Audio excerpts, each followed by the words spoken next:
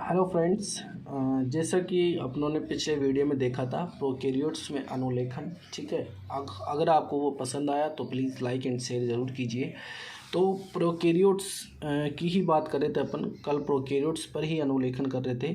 तो मैंने आपको एक बात तो बताई नहीं कल कि प्रोकैरियोट में जो आरएनए का निर्माण होता है, प्रोकैरियोट में आरएनए का निर्माण एक ही प्रकार के प्रोकैरियोट में आरएनए का निर्माण जो होता है वो एक ही प्रकार के आरएनए पॉलीमरेज से होता है,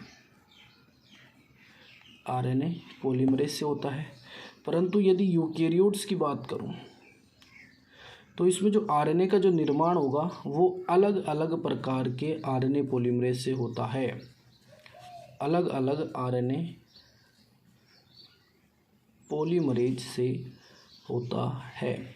ठीक है, जैसे आप जानते हो आरएनए पॉलीमरेज फर्स्ट, सेकंड और थर्ड। ठीक है, ये अलग अलग प्रकार के आरएनए पॉलीमरेज होते हैं जिनका अनुलेखन जो होता है वो यूकेरियोट्स में आरएनए के निर्माण के दौरान यूज किया जाता है। ठीक है, अब क्या होता है, जैसे अगर मैं बात करूं कि सभी प्रकार के जो आरएनए होते हैं, सभी प्रकार के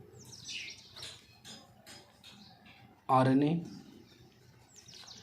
शुरुआत में या प्रारंभ में एक रेखीय रूप में होते हैं, एक रेखीय रूप में होते हैं, जिनमें बाद में रूपांतरण होता है, और उसे अनुलेखन पश्च रूपांतरण कहा जाता है, अनुलेखन पश्च रूपांतरण कहा जाता है। ठीक है, तो अगर आपसे कोई पूछे कि अनुलेखन पश्च रूपांतरण क्या होता है, तो सिंपल सी बात है कि सभी प्रकार के आरएनए जो होते हैं वो प्रारंभ में एक रेखिक रूप में पाए जाते हैं, परंतु कुछ समय बाद उनमें रूपांतरण हो जाता है, जिसे अनुलेखन पश्च रूपांतरण कहा जाता है। ठीक है, अब आप जानते हो कि जो आरएनए होते हैं वो 3 प्रकार के होते हैं। एक होता है एमआरएनए, एक होता है टीआरएनए और एक होता है आरआरएनए। एमआरएनए का मतलब मैसेंजर का मतलब जो संदेश भेजता है।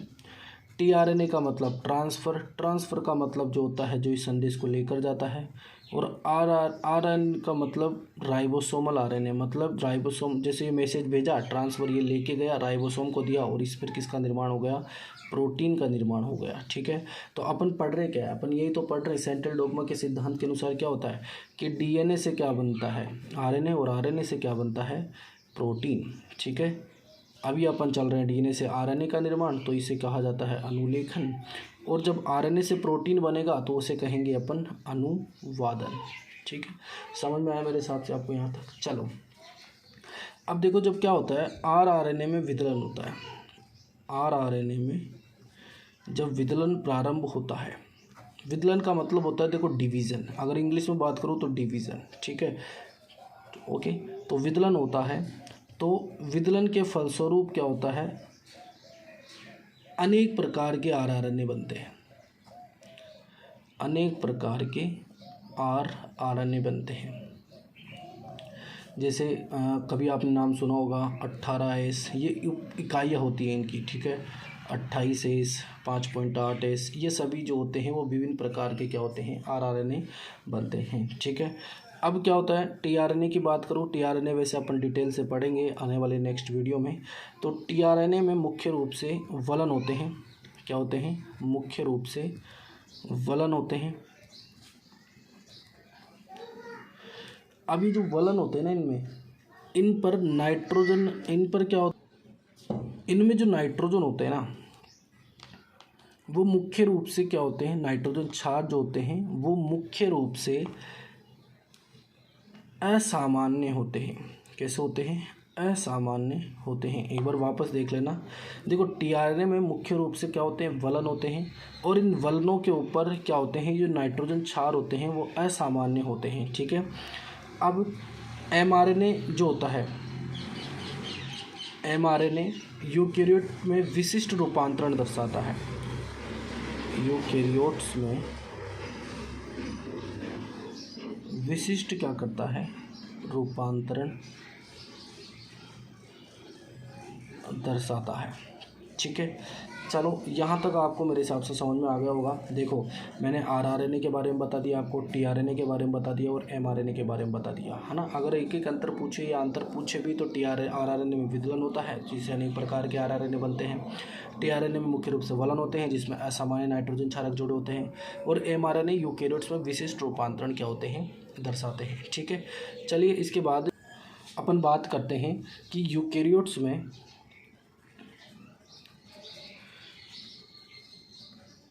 अब डीएनए की जो जीन होती है या डीएनए की लंबाई जो होती है वो क्या होती है, अधिक होती है। ठीक है, अब डीएनए की लंबाई अधिक होती है तो इसमें दो भाग होते हैं, एक तो भाग होता है कोडिंग और एक भाग होता है नॉन कोडिंग।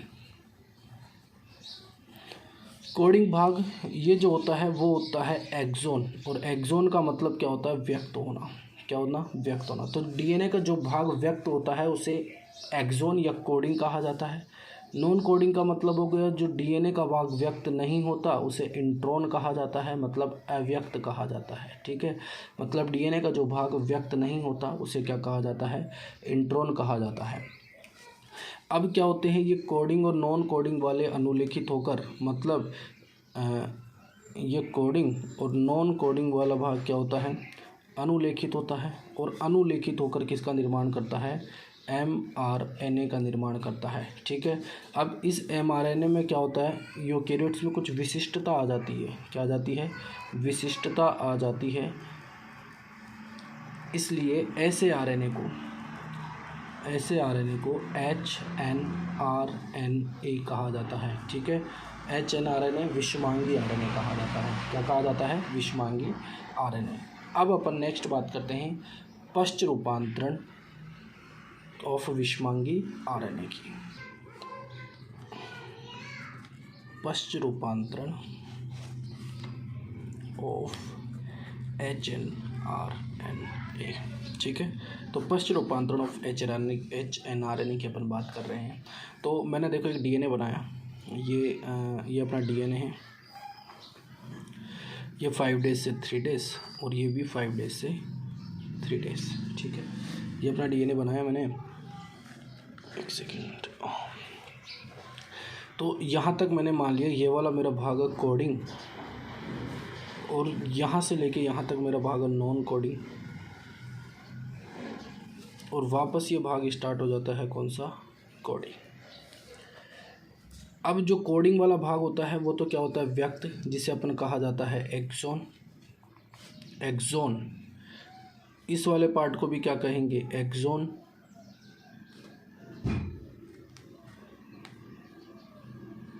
और इस वाले पार्ट को कहेंगे अपन इंट्रॉन। क्या कहेंगे, इंट्रॉन। ठीक है, तो मैंने अभी आपको कहा था कि HNRNA में, अब HNRNA की बात करें, विषमांगी आरएनए की बात करें, तो HNRNA में कोडिंग अनुक्रम जो अभिव्यक्त होने की क्षमता रखते हैं, कोडिंग अभिक्रम या अनुक्रम जो अभिव्यक्त होने की क्षमता रखते हैं उन्हें क्या कहा जाता है, एक्सोन। तथा ऐसे अनुक्रम जो अभिव्यक्त होने की क्षमता नहीं रखते उन्हें कहा जाता है इंट्रॉन। ठीक है, अब आओ देखते हैं पश्च रूपांतरण में क्या क्या घटनाएं घटित होती है। चलिए, तो देखो सबसे पहले क्या होता है, जैसे मैंने ये डीएनए बनाया अपना, अभी पहले भी बनाया था। ठीक है, इस डीएनए के जो 5 डेज सिरा होता है, इस 5 डेज सिरे की ओर एक 5 डेज कैपिंग होती है। क्या होती है, 5 डेज कैपिंग होती है। इस कैपिंग से जुड़ा होता है 7 mg। ठीक है, और 7 mg का मतलब होता है 7 मिथाइल गुआनोसिन। ठीक है, ट्राईफॉस्फेट मिथाइल गुआनोसिन ट्राईफॉस्फेट। ठीक है, और इसके जो 3 डेज सिरे पर होती है उसे बोलते हैं पॉली एडेनेशन। ठीक है, ये इसका 3 डेज सिरा हो गया, इसको अपन बोलेंगे पॉली एडिनिलेशन। ठीक है, पॉली एडिनिलेशन का मतलब होता है यहाँ पर जुड़ती है पॉलीपेप्टाइड श्रृंखलाएं। और आपको पता है कि प्रोटीन जब दो एमिनो एसिड आपस में बीच में जुड़ेंगे तो उसके बीच में क्या बंध पाया जाता है, पेप्टाइड बंध।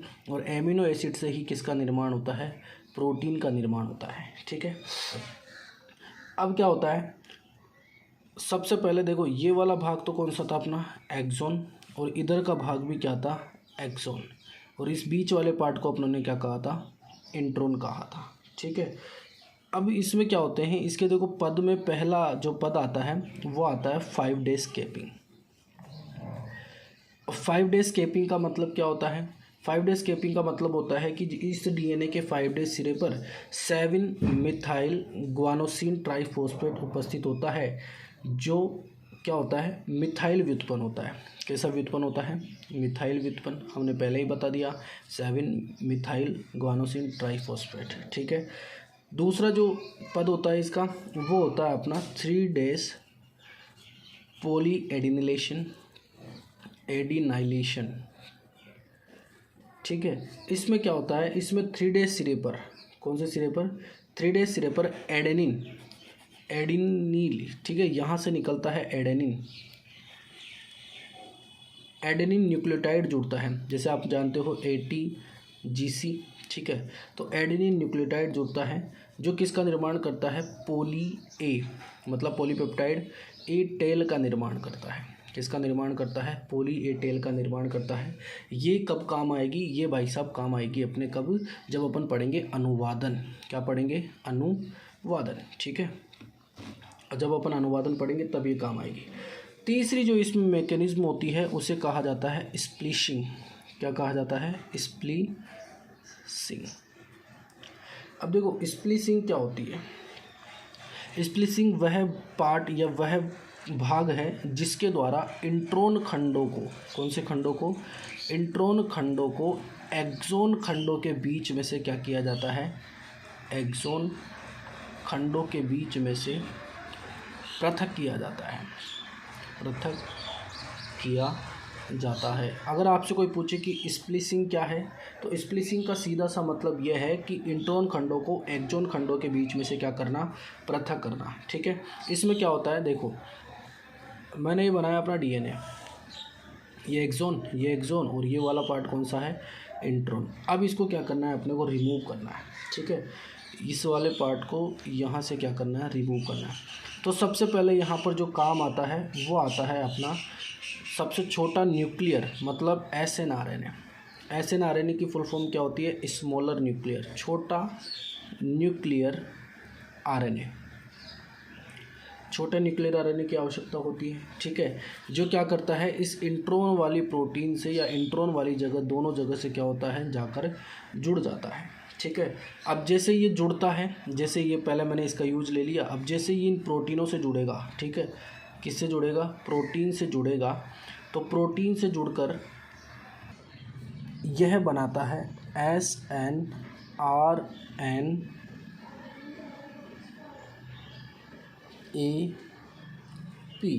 मतलब अगर PS, अगर मैं बात करूँ इसको, अगर शॉर्ट फॉर्म में बोलूँ तो मैं इसको बोल सकता हूँ स्नर्प्स।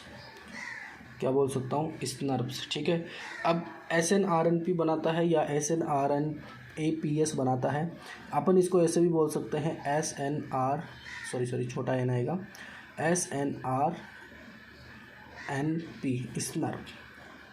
अब कोई पूछे कि स्नर्प क्या होता है, तो देखो स्नर्प का मतलब क्या होता है, स्नर्प का मतलब यही है कि जब अपन यूकेरियोट्स में अनुलेखन करते हैं तो उस दौरान इंट्रोन पार्ट्स को हटाने के लिए स्पोन्यूक्लियर प्रोटीन से जुड़ता है। इसी क्रिया को क्या कहा जाता है, स्नर्प कहा जाता है। ठीक है, और स्नर्प क्या करता है, स्नर्प ही ट्रांस एसिटीकरण द्वारा क्या करता है, इन इंट्रोन खंडों को पृथक करता है, इंट्रोन खंडों को क्या करता है, पृथक करता है। अब देखो ये अपना डीएनए बन रहा था, ये एक्सोन और ये इंट्रोन। अब इसको ये सारी क्रियाएं क्या करती, पृथक करती। अब यहाँ से क्या पृथक हो गया, इंट्रोन पृथक हो गया। ठीक है, इंट्रॉन पृथक हो गया तो अब कौन कौन से पार्ट बचा, एक एक्सॉन बचा और इधर भी क्या बचा, एक्सॉन बचा। ठीक है, अब देखो ये इंट्रॉन बाहर निकल गया और साथ ही साथ कौन था इसके साथ, स्नर्प्स। ये दोनों आपस में मिलकर के बनाते हैं स्प्लियोसोम, स्प्लिसियोसोम। ठीक है, तो आपसे अगर कोई पूछे कि स्प्लियोसोम क्या होता है तो इंट्रॉन प्लस स्नर्प्स आपस में मिलकर के किसका निर्माण करते हैं, स्प्लियोसोम का निर्माण करते हैं। ठीक है, और यही प्रक्रिया क्या कहलाती है, स्प्लिसिंग कहलाती है। भाई स्प्लिसिंग का मतलब ही क्या होता है, इंट्रॉन खंडों को बाहर निकालना। और कौन निकाल रहा है, स्नर्प्स निकाल रहा है। स्नर्प्स में कौन उपस्थित है, मतलब न्यूक्लियर आरएनए और प्रोटीन उपस्थित है, और इन दोनों को जब आपस में मेल दिया जाता है या जोड़ दिया जाता है तो स्प्लियोसोम कहा जाता है। ठीक है, यानी कि इंट्रॉन को क्या कर लिया इन्होंने, पृथक कर लिया। अब इंट्रॉन पृथक हो गया, इंट्रॉन पृथक होने के बाद ये एक्सॉन खंड और ये एक्सॉन खंड को जोड़ दिया जाएगा लाइगेज एंजाइम से।